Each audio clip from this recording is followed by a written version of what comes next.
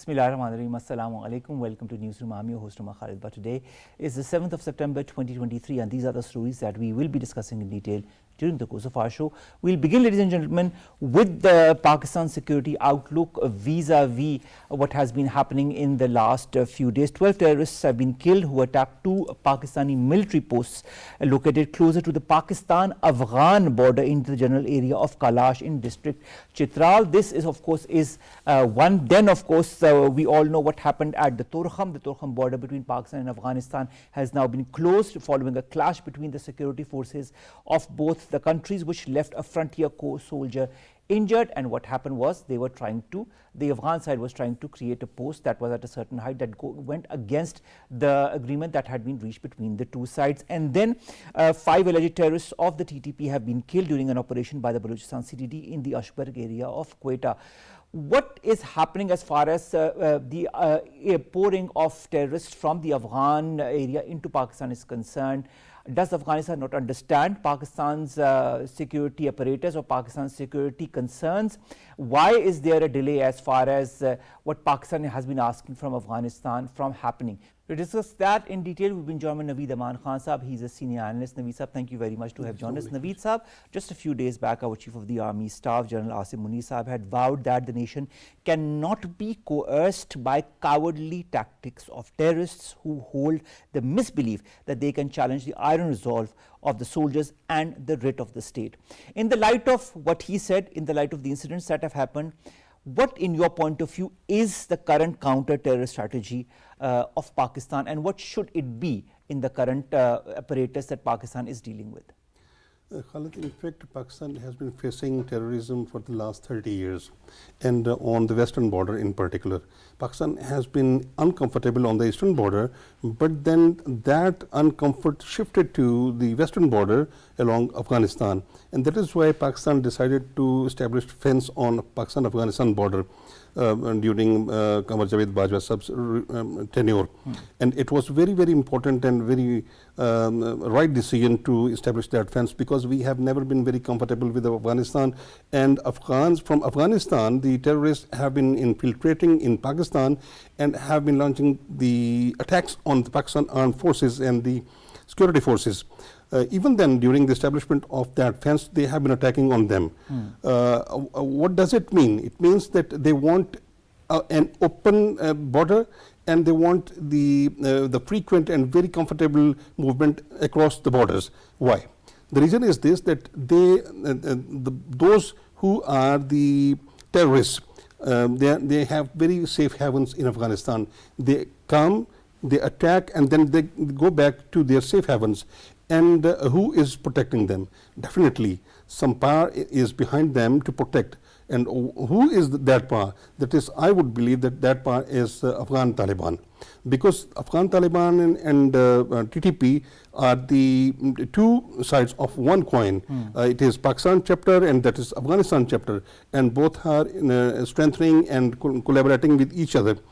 Pakistan has categorically, for many times, have made it very clear to the Afghan authorities that Pakistan will never bear such sort of support of Afghan Taliban to the TTP, and has said that Pakistan don't force Pakistan to take that level of firm measures which may create further rift between the two countries. You know, you talk of rift between the two countries. The fact remains that despite different delegations from the Pakistani side that have gone to the Afghan side and the Afghan side also reiterating that it will do the needful. We all remember the statement that came from the Afghan Supremo as far as, you know, that if anything happens in Pakistan, any such attack, that is not called jihad. In fact, it is something totally different. And yet, openly stated this. This said, we still see attacks from the TTP happening in Pakistan. We still see a certain attitude vis-a-vis of Afghanistan towards Pakistan.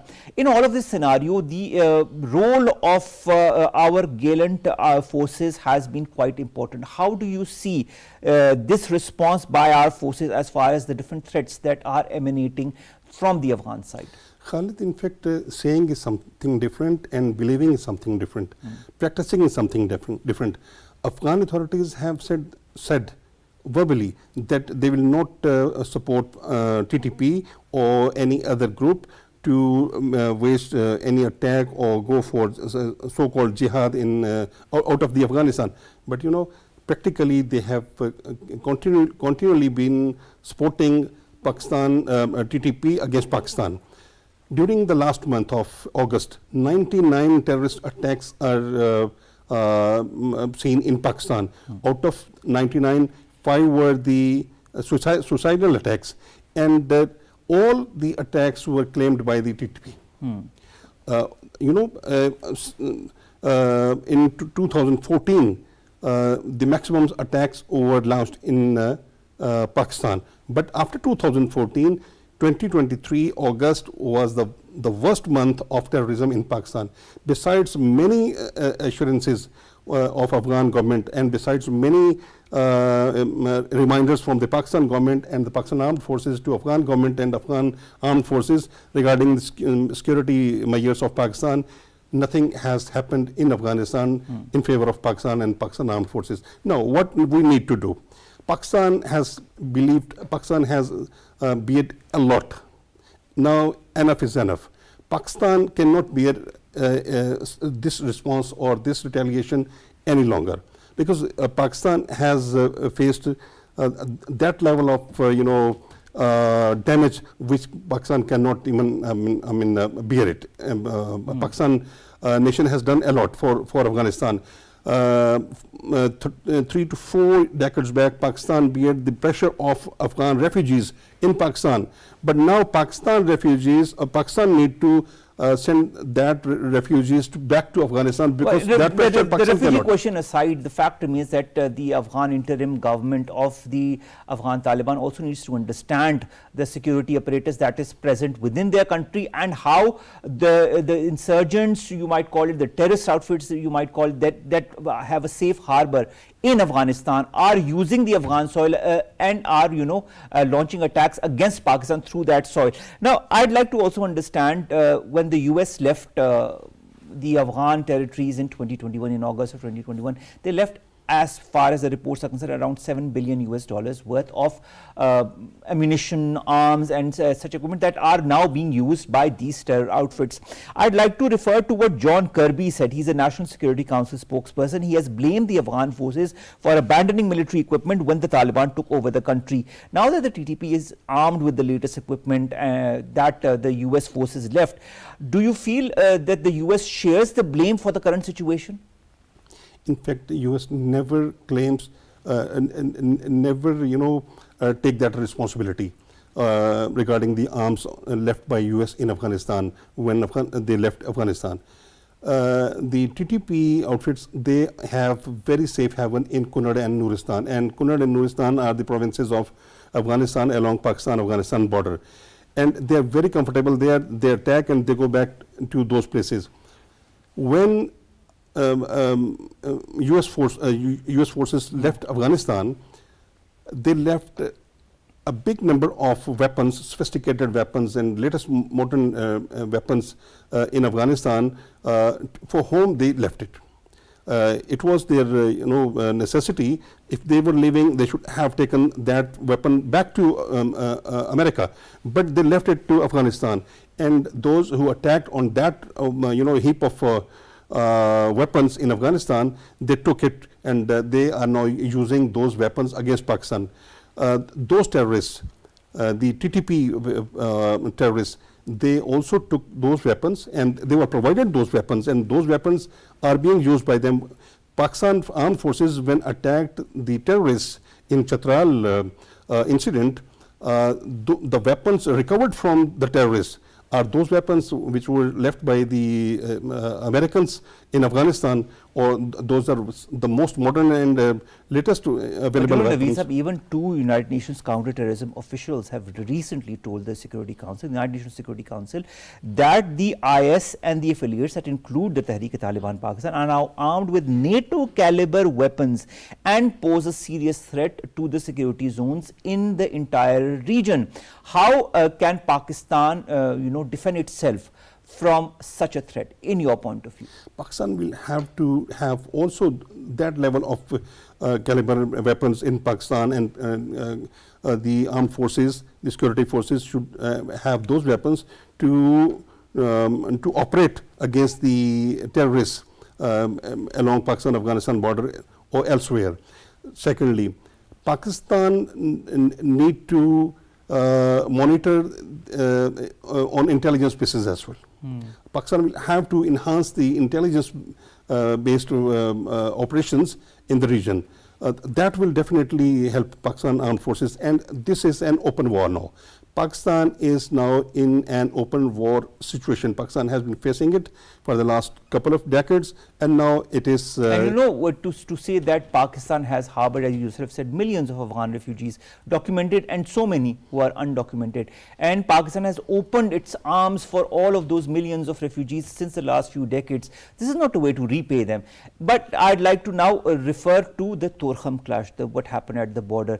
In your point of view, why are the Afghan authorities resorting to such violent tactics? The reason is this: because Pakistan has established that fence on Pakistan-Afghanistan border.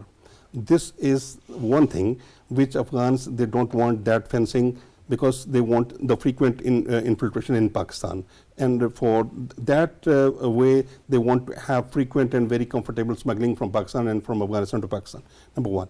Number two is this, that the armed forces chief has categorically given some statements during the last 1 week that Pakistan will establish or will strengthen its economy. The currency will be strengthened, the smuggling will be monitored, and those gates. Is it the smuggling angle that is perturbing the Afghan side? This is one of the main, because they believe that if such measures are enforced, they will be in trouble. But you believe me, Khalid, Pakistan is in very strong position. Pakistan armed forces are very vigilant. What happens to the cross-border trade between Pakistan and Afghanistan now that the Torkham border is closed? There can be no trade from to and fro. Do you think that will resume shortly? Do you feel there will be an agreement between both the sides? What is in your point of view? There is no agreement between both of the sides, and Afghanistan is not even acknowledged by UN. And other countries as well. Pakistan is the only country which is now, which has been having very kind and cooperative attitude towards Afghanistan. And Afghanistan and Afghan government, Afghan nation, they are very thankful to Pakistan. And Pakistan cannot bear this retaliation or this attitude from Afghanistan. They depend on Pakistan-Afghanistan border. The commodities from Pakistan to Afghanistan are very frequent, which needs to be stopped, and armed forces chief has categorically said that from Pakistan to Afghanistan and Afghanistan to Pakistan, smuggling will be stopped. Right. And one thing is very important, that the dollar will not be smuggled any longer anymore from Pakistan to Afghanistan, and it will give strength to Pakistan, and it will weaken Afghan economy as well. All right. Finally, what I'd like to also understand is that there has been a report by the United Nations Security Council recently that talks about the Afghan Taliban emboldening the TTP since they came into power in 2021. Do you feel the Afghan Taliban want to stop the transnational terrorism that has been affecting countries such as Pakistan? No, I don't think. Because, the problem is this, that the Afghan nation, Afghan government, Afghan authorities, they don't understand the ground realities, the mechanism of the regional politics. Thank you very much, Naveed Imran Khan Saab. With that, ladies and gentlemen, we come to an end of today's newsroom. We'll see you inshallah tomorrow with new stories as segments that pertain to us, you and Pakistan. Till then, stay safe. Allah Hafiz.